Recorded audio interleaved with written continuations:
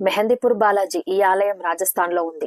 ఈ గుడిలో అడుగు పెట్టాలంటే చాలా ధైర్యం ఉండాలి. ఏ దేవాలయాన్ని చూసినా ప్రశాంతంగా ఉంటుంది.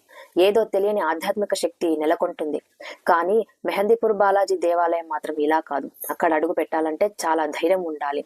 ఎందుకంటే ఇది దుష్ట శక్తులను తరిమి కొట్టే ఆలయంగా ప్రసిద్ధి చెందింది. దెయ్యాలు, భూతాలు, పిశాచాలు, చేతబడుల వంటివి వదిలిపోవాలంటే మీరు రాజస్థాన్ జనాన్ని అడిగితే వాళ్ళు చెప్పే సమాధానం మెహందీపూర్ బాలాజీ ఆలయానికి వెళ్ళమని. ఇది దౌసా జిల్లాలో ఉంది. నిత్యం వేల మంది భక్తులు దయ్యాన్ని వదిలించుకోవడానికి ఇక్కడకు వస్తుంటారు. శరీరంపై వేడి నీరు పోయటం, పైకప్పు నుంచి వేలాడదీయడం, గోడలకు తలను కొట్టడం, తాళ్లతో కట్టేయడం లాంటివి చేసి దుష్ట శక్తుల్ని తరిమి కొడతారు. ఈ గుడిలో ప్రసాదం ఇవ్వరు. ఆలయం నుంచి వెళ్లిపోయేటప్పుడు వెనక్కి తిరిగి చూడకూడదట. అలా చూస్తే దెయ్యాల్ని తమలోకి రమ్మని పిలిచినట్లట.